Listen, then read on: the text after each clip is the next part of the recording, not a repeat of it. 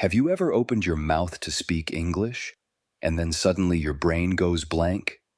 You're like, the word, it's on the tip of my tongue, but gone. Don't worry, you're not broken, you're not stupid. This is actually super common. Let's look at why it happens, and how to fix it with 3 super simple tips. So here's the truth. You know the word, but your brain hasn't built the speaking path yet. It's like you memorized the vocabulary but never used it out loud. Your brain has 2 systems, the dictionary and the toolbox. Reading fills the dictionary. Speaking builds the toolbox. If you only read, you're just a walking dictionary. But when it's time to build a sentence, you panic.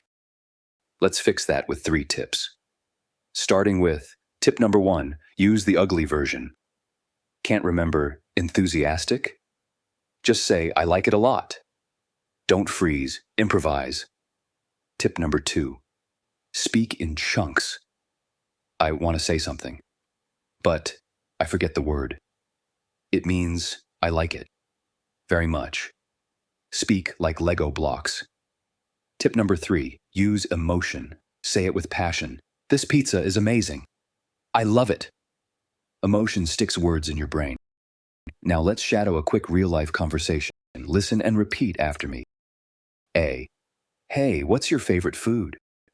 B. Pizza. It's amazing. I love it. I could eat it every day. Repeat after me.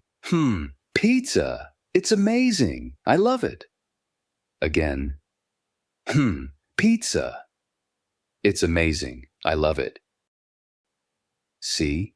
Simple practice like this every day, just 5 minutes, can train your brain to speak naturally. So next time you forget a word, don't panic. Say something, anything. Let the words flow. You're not learning to be perfect. You're learning to be expressive.